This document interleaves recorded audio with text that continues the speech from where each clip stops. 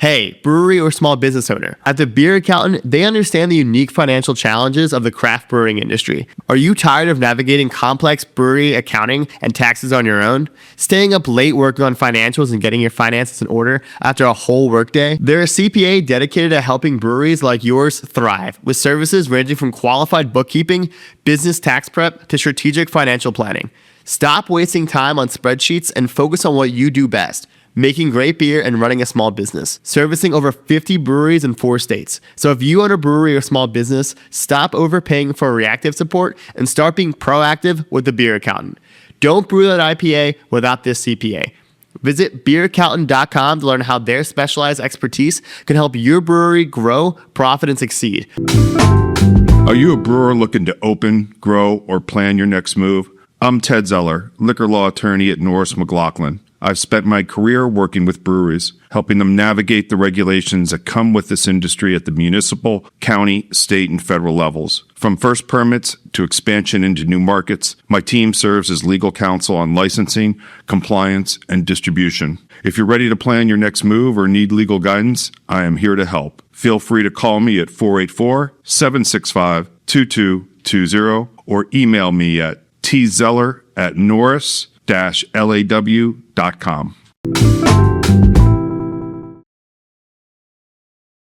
These heroes of the first wave of the craft brewing movement, so to speak, kind of run into the reality of running a business, right? Yeah. How do you turn down Hundreds of millions of dollars. hundreds of millions of dollars? Yeah. And if you're 47 years old, that's life-changing money, and you're not 22, fuck the man anymore. You've been grinding. You've been grinding this whole time. It's not glamorous. This shit sounds glamorous in hindsight. And even at the time, like, there was a romance to it. Yeah. But, like, it still fucking sucks to, like, can stuff and, like, press the fucking Tetra Paks or the Pack Tech shit yourself. And, like,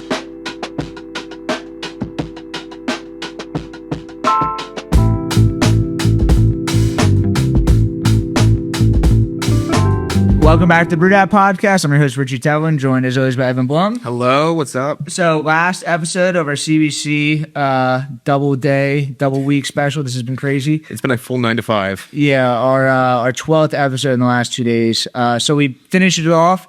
Dave Infante, beer and beverage journalist. Did I get that right? yeah, that's more or less correct. Yeah, sure, man. Thanks for having me. I'm really excited to have you on. Your name has come up a lot. There's a lot of people that are reading what you're saying, and your name is coming up because everyone's like, you write because you're not a part of the industry. You're just a journalist, like not a part of like any of the sides of the wholesalers or the brewers. But you're saying you like make a lot of comments that are like kind of everyone agrees with.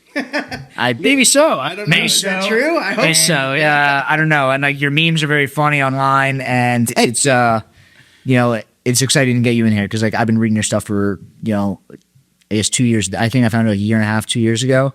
And yeah, it's cool to get to sit down with you. And also, Thanks, man. it'd be fun to get to hear your perspective. Do you go to all the CBCs? This is my 4th one, I think. Yeah, that I've been to. I want to say this is number 4. So I've been covering the beer industry and beverage alcohol for, this is coming up on 16 years. I started working professionally as a journalist in 2010. And most of that coverage was done. I mean, you can do most of the reporting. Any reporter can do most of the stuff that they do on a daily basis from the desk with the phone. Like, you don't have to be on site to do this type of reporting. What I do at CBC over the course of the past 4 years that I've attended, I tend to source up, right? Like, not a lot of news happens at the conference itself. Mm-hmm. But news dropped today, right? although, yes, there was some news dropped today, but it didn't happen at the conference, right? It happened out in the world. Actually, ironically enough, it happened in Richmond, Virginia, which is where I live. The Stone Brewery is, I don't know, half a mile from my house. And, obviously, as we're recording this, it's Tuesday, what is it, the 21st. We just found out that Sapporo is selling Stone to Firestone Walker, and Sapporo will be keeping the Richmond brewery and turning it into just a Sapporo production facility, which it already mostly was. Is that what's happening? We had mixed reports, and then who's gonna own the production site in California? Will that Firestone Walker will own the Stone brand. Now, I don't understand at this point, because I just haven't looked into it too closely, who actually owns the real estate, like in Escondido, the Stone real estate. It may be that it's leased to them, or maybe like a affiliated LLC. I'm not sure what the ownership structure is there, but Firestone Walker will own the Stone brand and whatever assets they've acquired with that. It sounds like Sapporo, after pumping $40 million into the Virginia facility, will hang on to that facility because they upgraded it to be their East Coast production hub. Yeah. And it sounds like they will either truck beer back across the country to the West Coast, or my guess, more likely, is either coming Sapporo in from Canada, or maybe Sapporo across the ocean, although I doubt that. Yeah. But we'll see. I mean, a lot of that will get ironed out. I'm sure they have the plan. They may be keeping it a little close to the vest. And like I said, we're hours out from that news dropping. Yeah. So, but yeah, no, anyway, I took us off on a jag already. So keep me in line here, you know? So I saw a little quick question. I saw you went to Middlebury College. For 1 year. Yeah, For you 1 did your year. research, huh? Yeah. Yeah, that's right. Were you drinking any craft beer up there? Because there's a lot of great craft beer up in that area. Yeah, there was a brewery called Otter Creek. So I'm a little older than you guys. I'm 37. And so I was there in like 2000. I got there in 2006. So I was there 2006 to 2007. And Magic Hat, excuse me. Jeez, long day. Magic Hat number 9 obviously was a get-in for a lot of people to craft brewing in that era, you know, like the early aughts, the late 90s, early aughts.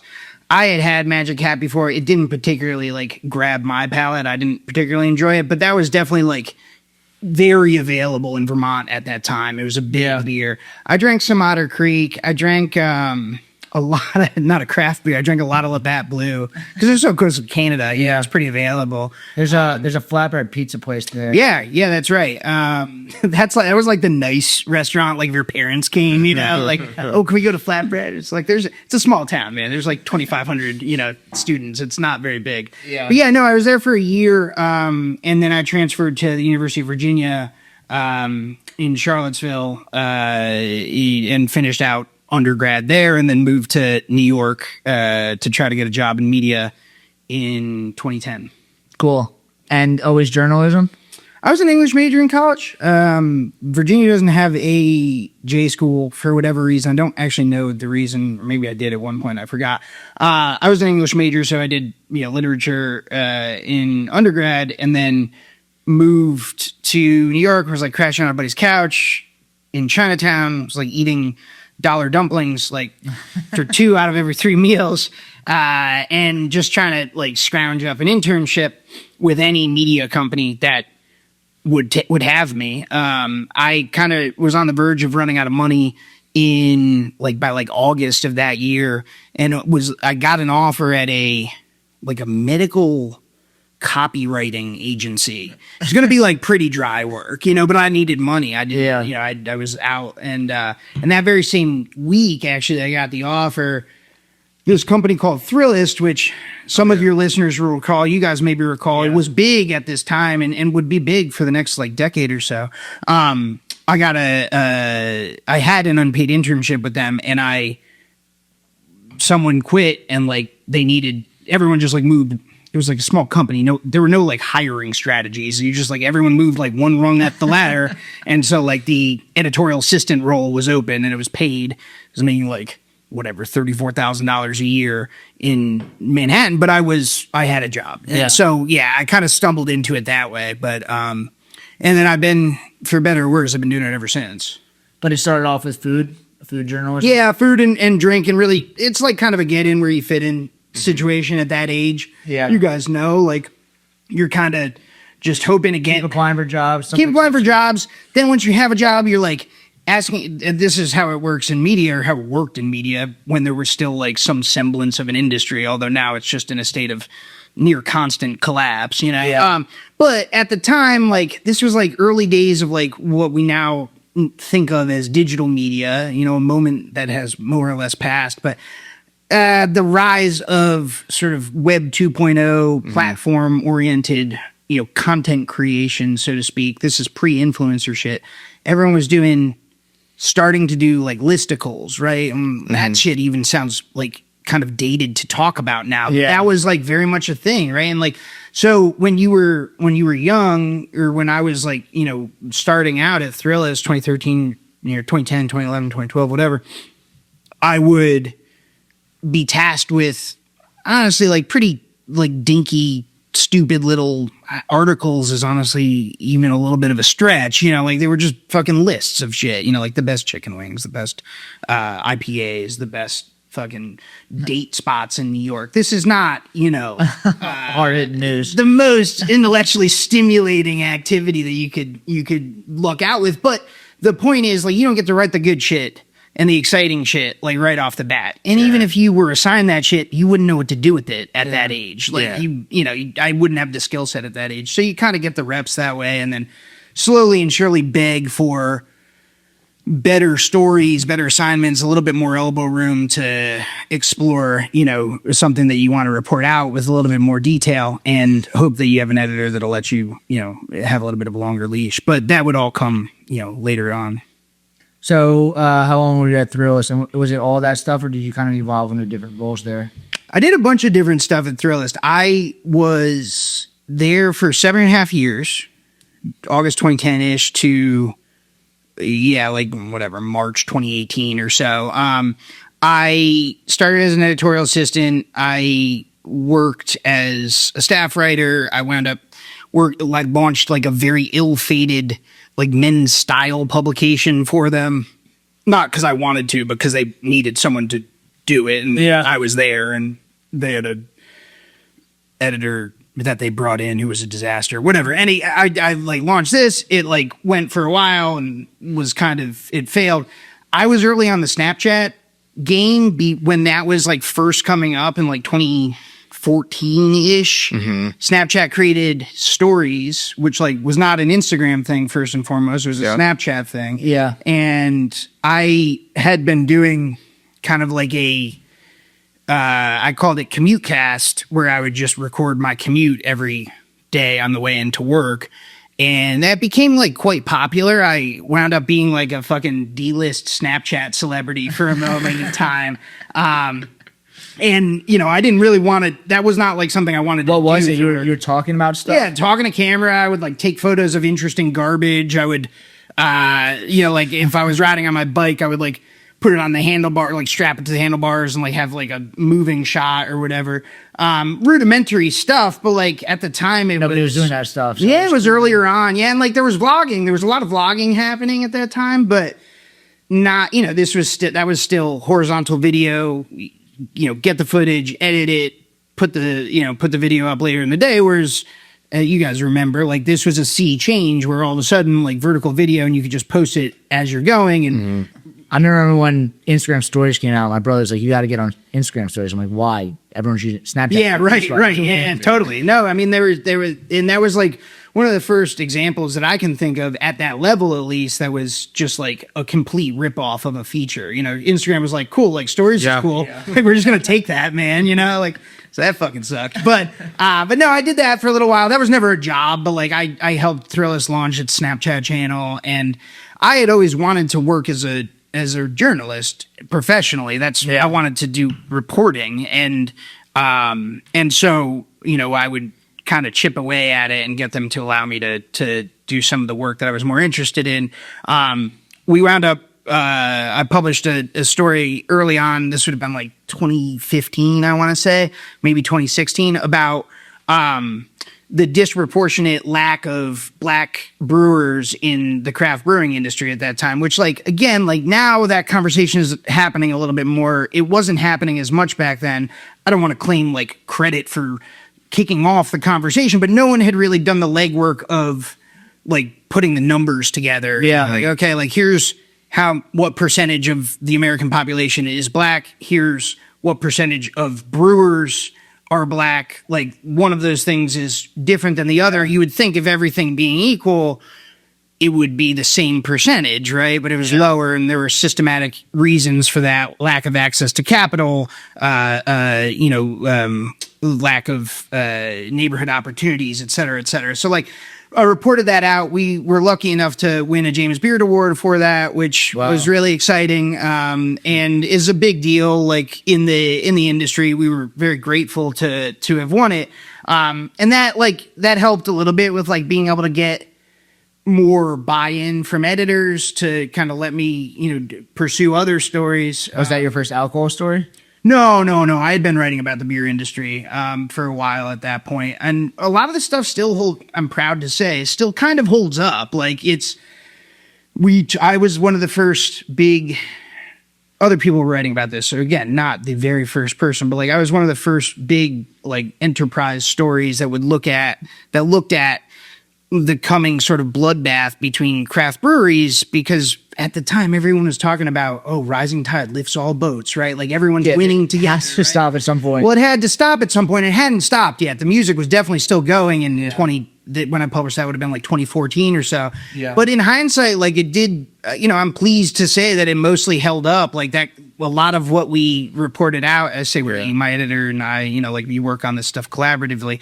A lot of what we put into that piece and the folks that we spoke with, were dead on. Like it wound up coming to bear. What was the reception for that? I mean, I'm sure when you're saying the sky is falling, when everything's going great, people didn't think kindly of that. Yeah, it's a very prescient question, and it kind of gets at what you were mentioning earlier, which is that I'm not of the industry, right? Yeah. Like I work in the media industry, which sucks for different reasons, but I don't work in the brewing industry. I'm not a booster for the brewing industry. Yeah. I know a lot of brewers. I wish them the best. Some of them have really terrific business models and work really hard, and I'm not rooting against those people. But I will get feedback, especially early on, before like people knew what my fucking deal was. Yeah. Who that was this guy? Yeah, here's this little shit, would be like, well, why are you writing negative stuff about the industry? Like, we're nothing like the ABIs of the world, the Molson Coors of the world. Like, that's big bad corporate beer. You're not saying they're bad. We're the good guys, right? Yeah. Like, why don't you should be focused on what they're doing. And to be fair, that's a reasonable critique. That said, like I did write about those businesses. Yeah. Like I'm constantly hitting ABI and Molson Coors. I probably write more about ABI than any other company. It's the biggest one. They deserve the most scrutiny and the most criticism for things that they do, not just by their own merit. Yeah. So yeah, like that early piece, there was definitely like a little bit of frustration I would hear from, I don't know if it was the Brewers Association itself or just kind of filtering through the grapevine, but like there were definitely folks who were maybe a little bit frustrated with the premise, which was, because the piece started as asking, is there a craft beer bubble? And I decided over the course of my reporting that there really wasn't evidence for a bubble, but instead there was evidence for, well, this has the makings of a maturing marketplace, and these supposed comrades in the movement against corporate beer are soon going to be competitors for shelf space in a, more zero-sum marketplace. Like, that's just the nature of the beast. And there was some frustration about that. This was back when folks were still saying craft beer is 99% asshole free. I don't know if anyone says that anymore. Honestly, it doesn't come up as much anymore because I think you're hitting some part of my brain. Like I remember hearing you have a vague memory, right? Yeah. And this was also the time where people were talking about the Brewers Association itself was talking about this was a goal or at least a stated sort of vision, 20% market share of overall beer by 2020, right? 20% by 2020. This was the rallying cry. Yeah. And there's some maybe revisionist history or maybe misunderstandings about whether they were setting that goal or just kind of framing up the challenge. Just copyright. Who knows? Yeah. But like the point is that these were very, very halcyon salad days for the industry. Everyone was very excited. Everything was coming up craft beer. Craft beer is getting on fucking Delta flights and Amtrak. And like, can you believe you can go to a movie theater in Brooklyn and order an IPA? It was like blowing people's minds, just the mere existence of it. I mean, we take it for granted now. It's just like the wallpaper, right? Like it's just fucking there. But that's a relatively new development. Yeah. Anyway, I'm talking. Guys, cut me off. I'll talk all day. This is why we have you on. That's what podcast is. Yeah. So, you were still at Thrillist. Was this guy one of your later? Yeah. Okay. So I'll give you the greatest hits here. I did another big story about the cultural history of malt liquor, which was a lot of fun. I don't know how much you guys remember malt liquor. Again, we're a 10-year difference, and like that 10 years was pretty formative for malt liquor, but you've seen it on TV even if you've never done Edward Forty-Hands. Yeah. Old English 800, St. Ides, King Cobra, all of those kind of rougher, high ABV, high gravity, Steel Reserve, high gravity brands had a real heyday in the mid to late 90s and then fell off precipitously in the early 2000s. And that wasn't by accident. It was because like there were some really ugly knock-on effects of the aggressive, quote unquote, urban marketing that firms like Anheuser-Busch, Molson, or Miller Coors, and to a lesser extent, to a lesser extent, Anheuser-Busch and Miller Coors, and to a huge extent, St. Ides, which was owned by Heilemann or Mackenzie River or whatever, one of these kind of more fly-by-night organizations, were doing to market to like young black men. And to some extent, there's no real villain here. There was no real smoking gun. There's not like a memo that was like, you know what we should do is like be racist, you know, let's go after black men and you know, ruin their lives by getting them hooked on high ABV, beer. Again, there's really no evidence for that. I've never come across any such type of smoking gun or anything even close to that. However, the outcome, whatever the intent was, the outcome was really nasty. And there were, you guys remember Boys in the Hood, the John Singleton movie? Like the reason that OE is such a sort of prescient symbol is because like every city in America was just littered with fucking 40s of St. Ides or OE or whatever, King Cobra. And so we did a big story on that, and that landed pretty hard. And again, like that wasn't really breaking news so much as like kind of shaping up a history that had been told in various different pieces before. Yeah. And then we went out and kind of reported it and spoke to a lot of people. That was one of the big ones. And then we did one the following year, which again, we were lucky enough to win back-to-back James Beard Awards for. This second one I'm talking about is, we called it the Great American Craft Beer Sellout, I think was the name of the title. And this was right around the era where like you kind of felt the wind shifting, right? Like in 2011, Anheuser-Busch InBev buys the 57% or whatever it was, the slight majority stake of Goose Island that they didn't already own, right? Mm-hmm. Yeah. And that kicks off what would become a 10-year shopping spree that really no one could match. I mean, reportedly, they wound up spending around maybe a little under $750 million all in on about 20. How much did Ballast Point sell for? So good memory. So in 2015, Ballast Point sells to these Johnny-come-latelys from Constellation Brands who show up late to the party, all excited. They're not really pros in the same way that Anheuser-Busch and, Molson Coors are pros. Yeah. Because you got to remember, Constellation Brands was a mid-major wine and spirits portfolio before Grupo Modelo, the Anheuser-Busch Grupo Modelo acquisition in 2013. The DOJ, in order to allow that to go through, forced AB to spin off Grupo Modelo's brand rights in the U.S., So AB's looking around. They're like, well, who's some fucking chump that we don't have to worry about and probably won't know what to do with beer brands? They don't actually say that. There's no record of that saying that. For the record.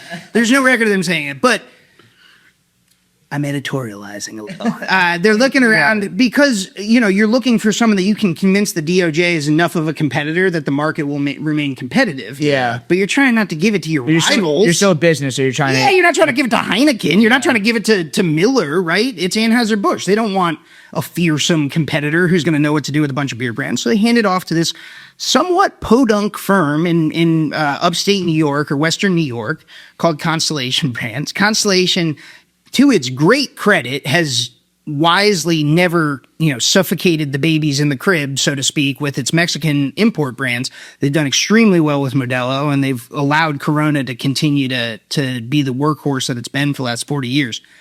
But craft is hitting really hard, and in 2015, they get a wild hair or they just are feeling themselves or whatever, and they show up outside of Ballast Point's door in San Diego with a suitcase full of $1 billion in cash, and they're like, we're acquiring a craft brewery, we're doing it, man. And even at the standards of the time, and it was a frothy market back then. Yeah. Even by the standards of the time, everyone was like, what? Yeah, they were like double. Yeah. It was like, if you look at the per barrel valuations, I mean, they were double the next closest benchmark at the time. It was not a reasonable or disciplined purchase. It was very much, especially in hindsight, I mean, it fell apart almost immediately. By 2019, they sold it for like a dime on the dollar to a company that was even more podunk than they were, Kings and Convicts, which was like created in part just to buy Ballast Point for cheap. But anyway, 2015 is when they buy Ballast Point. Molson Coors, at this point it was still known as Miller Coors, but like Molson Coors, that company, what would become that company, is doing a little bit of buying themselves. They get Terrapin, they get Atwater, they get Hop Valley in Oregon, they get Revolver, I want to say, in Texas. Yeah, Revolver. So they pick up 4. They already have Leinenkugel. Anheuser-Busch, again, buying anything with a fucking pulse, right? Like, oh, you've got a canning line and people like line up on Saturdays? Cool, like we'll make you a cash offer tomorrow. That's what it felt like, man. It was crazy. Here, there. Elysian has this really nasty, the 3 founders, 2 of them really wanted to sell. Dick Cantwell didn't, but Dick Cantwell went along with his 2 founders and agreed to sell, but then he decided to bail. So these heroes of the first wave of the craft brewing movement, so to speak, kind of run into the reality of running a business, right? Yeah. How do you turn down... Hundreds of millions of dollars. Hundreds of millions of dollars. Yeah. And if you're 47 years old, that's life-changing money, and you're not 22, fuck the man anymore. You've been grinding. You've been grinding this whole time. It's not glamorous. This shit sounds glamorous in hindsight. And even at the time, like, there was a romance to it. Yeah. But, like, it still fucking sucks to, like, hand, can stuff and, like, press the fucking Tetra Paks or the PacTech shit yourself. And, like, all of a sudden you're promised the world and you're promised life-changing generational wealth.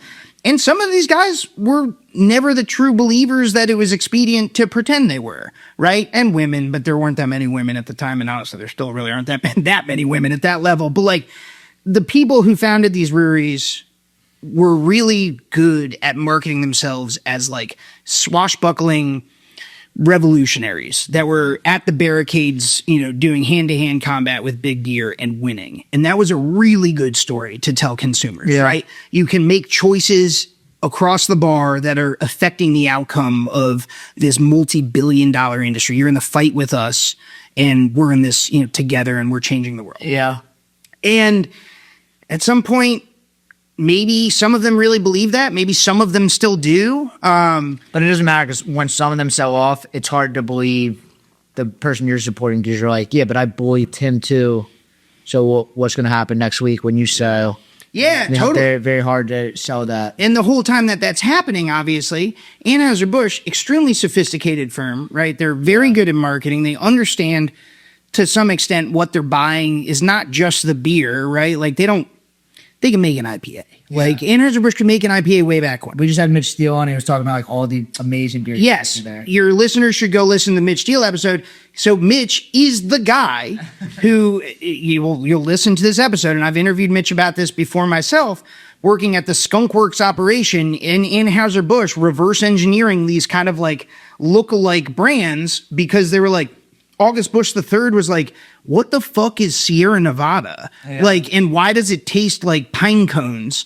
And he would send Mitch and this other guy, Tim Schoen, and a couple other folks from the mothership in St. Louis, be like, go find out what's going on out there. And then just like, we'll just knock it off and we'll do it ourselves. And the beers, at some of the stuff like didn't work at first, but like Anheuser-Busch is capable of brewing the liquid, right? Yeah. Sure. It's never the fucking question. The question was, why is this resonating with the consumer in a way that like Bud Light, with its bajillion-dollar marketing budget and all of the fucking broadcast air on every NFL game for the 1997 season or whatever the case may be, we're buying enormous amounts of placements and sponsorships and whatever, is losing tiny little bits, not significant volume, but meaningful, because it's like, well, wait, why are people drinking this stuff? Like, what's going on there? My palate doesn't even understand it. So what they were buying was their way into the movement. And whether they did that with the intention of muddying the waters to the consumer, or that was just a happy benefit of them wanting to show up and be a part of whatever, was afoot here. Yeah. The outcome was the same, which is what you mentioned, Richie, which is like, over time, consumers kind of became a little bit confused about like, well, what is craft? What isn't craft? Like, is Blue Moon craft? That was a big fucking thing. People used to like get in days-long arguments on fucking beer advocate forums and shit. Like, whoa, this is like misleading, and because Blue Moon was created as a hard line, and now it's so grayed out. And is Widmer Brothers a craft brewery, right? Because they now sold to the Craft Beer Alliance, which is has a minority stake that was owned by Anheuser-Busch at the time. So the waters get really muddy, and so that piece of the Great American Craft Beer Sellout, or Craft Brewery Sellout, whatever it was titled, at Thrillist, was looking at this because there were really nasty, friendships were lost. I don't know if any marriages were broken up, but certainly like it was acrimonious, man. Like longtime colleagues and quote unquote comrades, like, stopped talking to each other, and they got kicked out of the Brewers Association because they didn't meet the definition anymore, right? Yeah. This stuff sounds childish now, but at the time it was a live issue, and especially like in an era now where like all of alcohol is down. Yeah, I was so great, and then to think that how we were acting before was like, why were we doing this? Yeah, dude, totally right. Wasted energy, right? Like that was not a good place to put the industry's energy. But at the time, it was an enormous focus, and definitely, yeah. So that was a big piece that we had done, and then and we were lucky enough to win a second James Beard Award for that, which was really cool. It's very exciting. Obviously, you fucking have a jacket and tie on. Everyone's obliterated at the table about it because they call the drinks team or the drinks awards last. Because on the James Beard Awards, like that's like the down market shit. No one cares about the drinks sector category. They do all the cookbook shit first and like all the prestige, like glossy magazine shit, and then at the end, unwisely probably, they put the drinks writers to the end because the drink writers are also just colossal drunk. Yeah, drunks, right? And so everyone's like obliterated drunk, and you're kind of nervous, but also you're kind of just like too fucked up to really care. You're like, whatever, I don't know. And then they call your name, and you run up there and you say something into the microphone and get the medal and everything. So we were lucky enough to win that, and I did some video work for Thrillist as well. I launched and hosted a show for them called Food Groups, where we were like traveling around the country and looking at different types of foods ties to specific communities, and that was like a year and a half of really rigorous production in the field. We were traveling a lot, like every other weekend for months on end. It was not great. And then after that, I was like, I need a break, so I left Thrillist, and then my wife got a job in Charleston. We moved to Charleston, South Carolina, and that gets us closer to the present day. Is there anything to talk about in the middle, or you started like kind of like doing independent journalism after that? Yeah, I was working. My father he launched a college sports business newsletter way back before. He honestly was like Was he a journalist as well? Not really. He was like kind of a hobbyist turned gadfly, let's say. Like he was always at conferences. Like he would always, like, all the athletic directors kind of knew him, and he became kind of a guy who like picked up information, and like people would like look to his newsletter to like find out kind of what everyone was talking about, what the pulse was, whatever. Harry Schumacher, who runs Beer Business Daily, which is one of the major trade publications for this industry, he came up kind of at the same time as my dad. He started Beer Business Daily in like 1998. I think my dad started his thing, College Athletics Clips, in like 2000-ish or so, 2002. And so they would talk a lot. They knew each other. My father was in the beer business briefly in the 90s. Like he worked in beer with Guinness USA for, I don't know, maybe 5 years or so. And so they knew each other, and they would trade tips and what's working and what isn't with newsletters and whatever. So I was helping him run that for a little while, kind of while I was in between things. I picked up a job part-time at the local paper in Charleston, South Carolina, the Post and Courier, which I hated.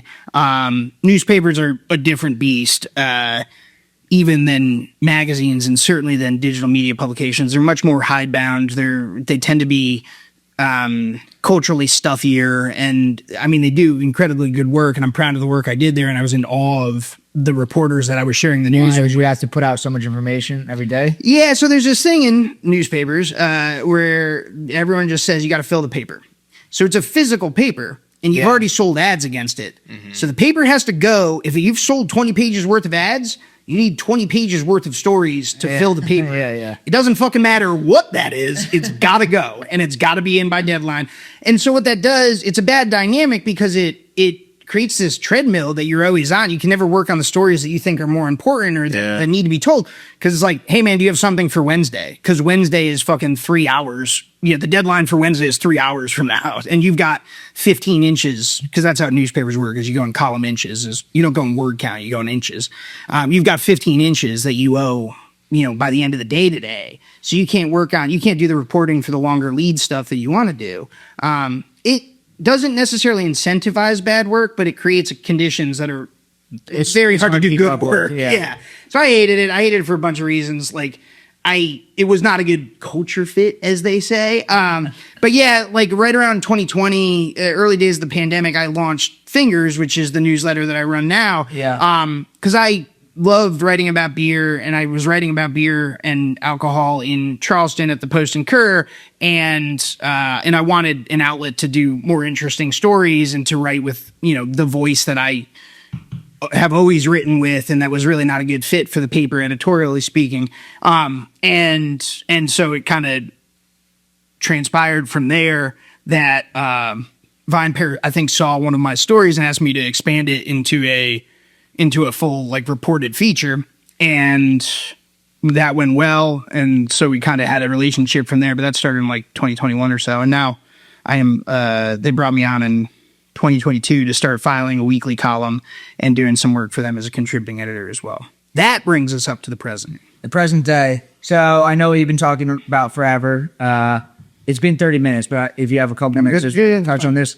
So I know you've been covering really heavily the Reyes and RNDC, and honestly, this doesn't affect me at all because I'm just selling in the Philadelphia area, but I feel like I should know what's happening because at some point it might affect me, and why should I not kind of understand what's happening on the West Coast?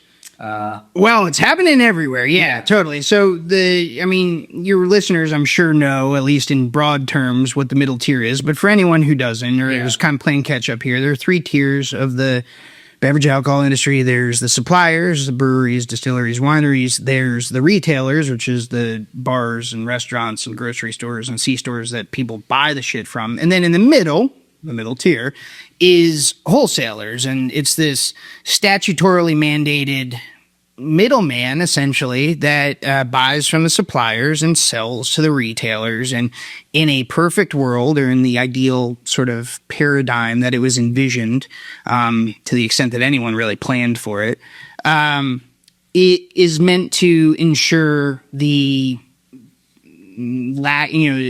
is meant to forestall or prevent vertical integration of the supply chain of alcohol, right? So before Prohibition, Anheuser-Busch would give all this shit. They would have tied houses, right, where they either owned them outright or they basically were in hock. The barkeeps were in hock to them because they gave them cheap debt and they gave them all sorts of shit. And that created a bunch of bad outcomes, saloon shit, like a lot of sort of undesirable social outcomes. So in the infinite wisdom of, sort of the legislative, ether coming out of Prohibition, Congress was like, I don't want to fucking deal with this. So they punt to the state, because no one really wanted the federal government to regulate alcohol again. They'd just gone through Prohibition. It didn't fucking work out. So they punt to the states. States kind of all coalesce around this idea of a 3-tier system. Some of them have 2 tiers, most of them have 3 tiers, but they're all different in the way they work. I won't give you the full history. We'll skip way ahead. In the 70s and 80s, the late 60s, 70s, and 80s, the wholesalers, beer wholesalers, which are mostly at this point mom and pop organizations, there's not the Reyes brothers of today, right? There's not the Southern Glaziers of today.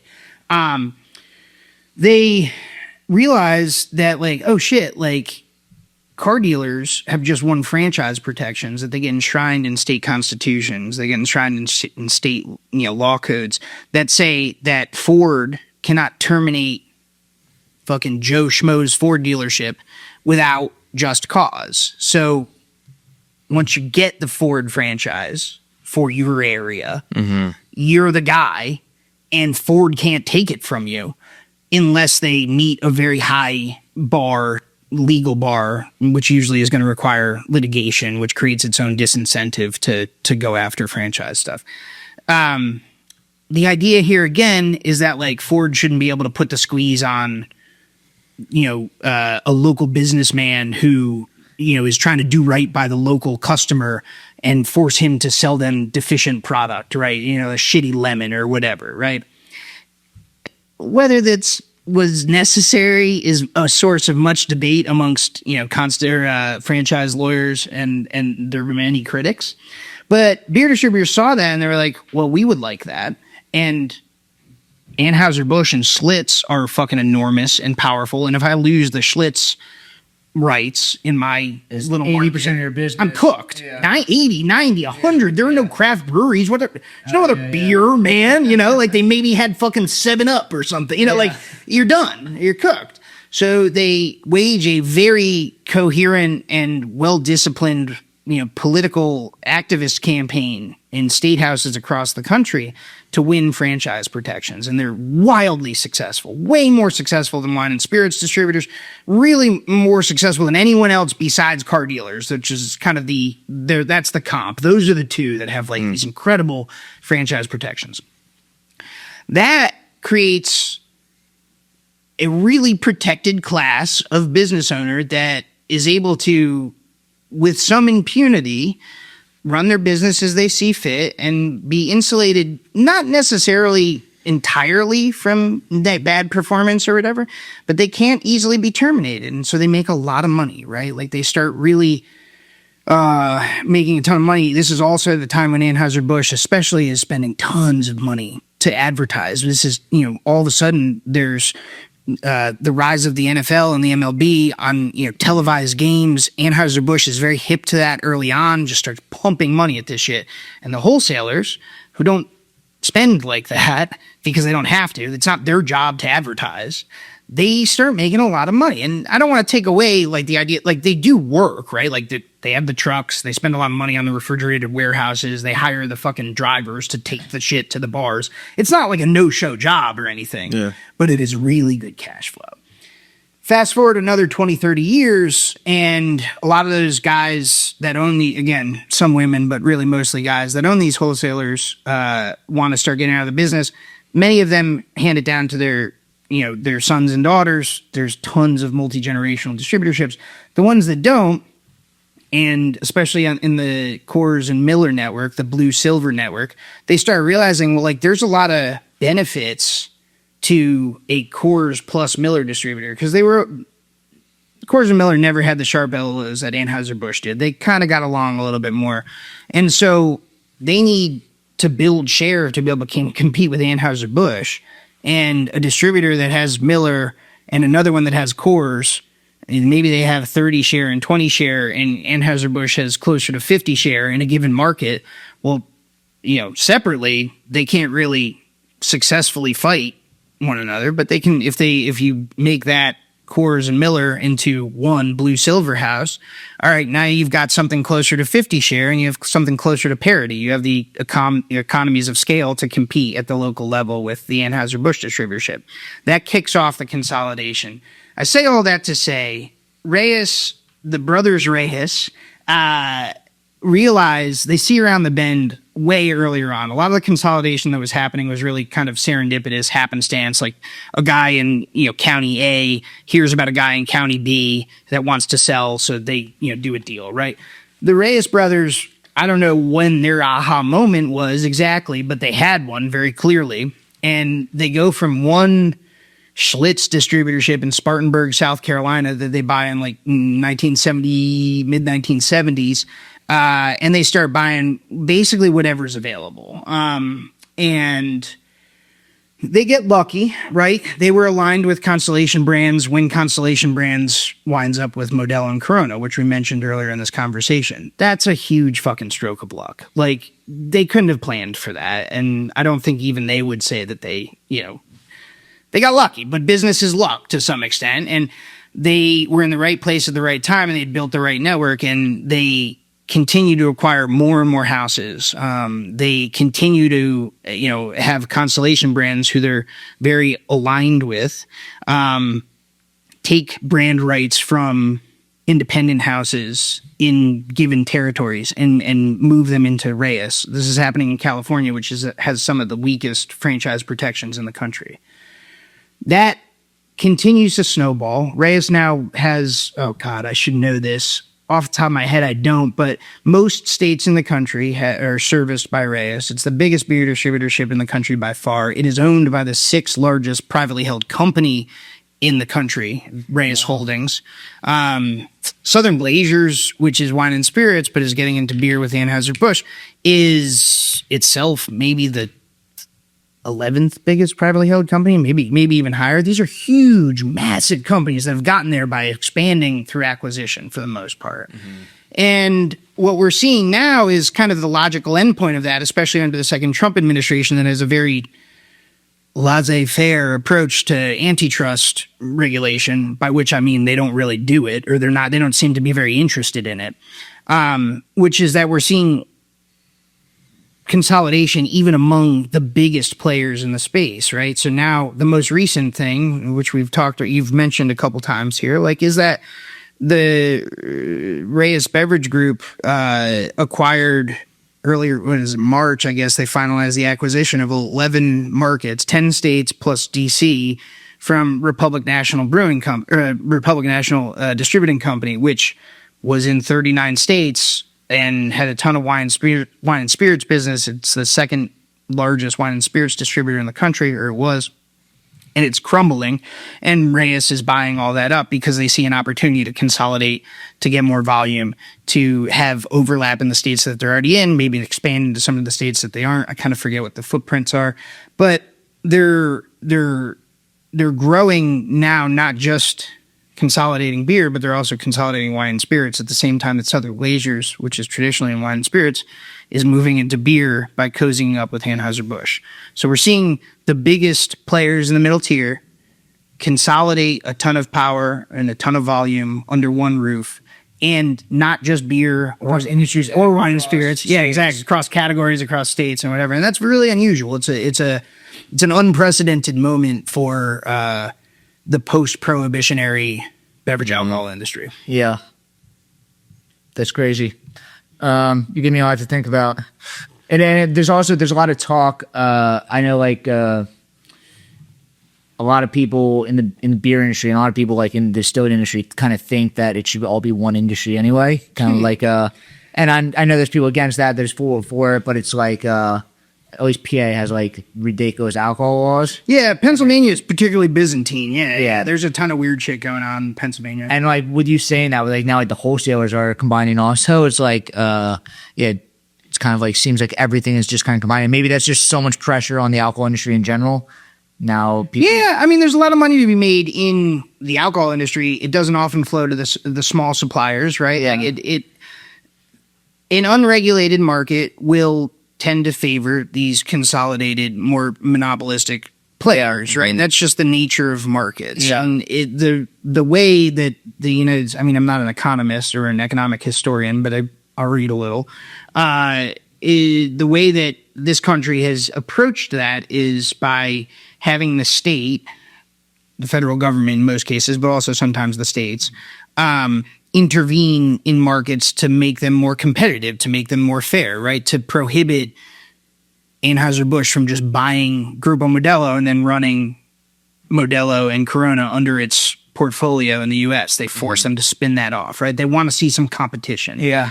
Because that theoretically promotes better outcomes for consumers. Yeah, exactly. Now, you guys know, there are a million exceptions to that, but that is the basic premise. We're not really seeing as much of that during the second Trump administration. There's no that logic. You can make a moral evaluation on it. I think it's bad, but even if you upstream of that, you're just not seeing that logic play out. We're not seeing the FTC intervene in markets in that way under any coherent thesis on competitiveness. It kind of seems to be like if you have the favor of the president and the regime, then you get to consolidate as long as they kind of get their cut in one way or the other. And if you don't, then you don't. I mean, I'm saying this a day after, or maybe even it was today, President Trump posted something about how to the two airlines that were talking about consolidating. American was trying to buy someone. I forget who it was. He says that he's opposed to it, right? And he just posted about it this morning, I think. And that's not really like to the extent that there is a doctrine around free markets and competitiveness, that we've kind of referred to in the post-prohibitionary landscape for beverage alcohol. It's kind of out the window because it kind of seems to just be whoever's got the favor of the administration or just doesn't have the administration even paying attention to them because they don't give a shit, right? Which is also part of it.